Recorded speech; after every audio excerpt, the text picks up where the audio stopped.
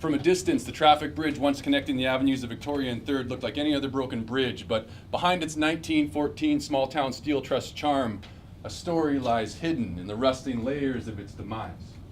In 2007, instead of funding the preservation of the bridge, His Worship, the Mayor of Saskatoon, spent $500,000 adorning the charming steel arches with vibrant LED lights.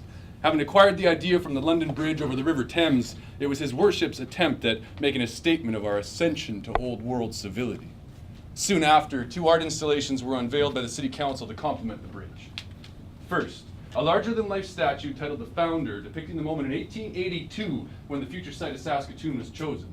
Iron cast and 12 feet tall, Chief Whitecap points to the river valley below as John Lake sits at his side, surveying the land. In short, His Worship described it as a monumental art installation that will permanently recognize and celebrate our diversity and the coming together of 2 great cultures.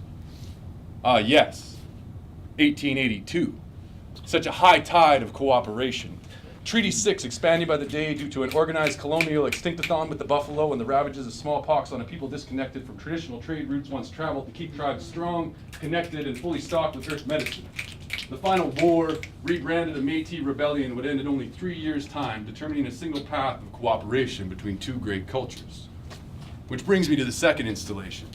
120 square feet of laser-cut steel canvas mounted in the western stone foundation of the bridge on the new promenade of the multi-million-dollar Riverside development. Titled Cut It of Time, the mural depicted an image of the river valley from a past generation with only white settlers in canoes and ferries, and on the shore, only white settlers in a large multi-generational family. Above the valley, I'm not kidding, up in the clouds, Indigenous warriors on horseback pursue buffalo. No images of Indigenous women or children, no visible culture beyond the hunt. I'm uncertain if I've ever before witnessed such a blatant and honest expression of the colonial subconscious. I'm also uncertain if the artist actually believes in this version of history or was secretly interpreting the genocidal dreams of His Worship and all his masters. Soon after the installation was unveiled, the traffic bridge was declared derelict due to structural erosion. With construction fencing erected to protect the public, any access to Cut at a Time became illegal. Some images are so honest they're as dangerous as 1,000 tons of rusting steel overhead. If ignorance was a non-renewable resource, some future sociologists could predict an end date to this madness, but for now, all we can do is prepare for the day the glitz and glamour of our colonial civilization can no longer hide that it's rotting from the inside.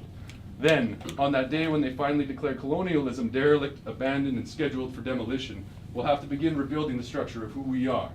In the longhouses of our communities, we'll paint murals of the river valley with His Worship, all his masters, and monocultural assimilation up in the clouds, childless and barren. And in the canoes and on the shores, we'll paint any one of us who survives this world with a lens of equality intact, able to see, together, we'll have to build our own bridge.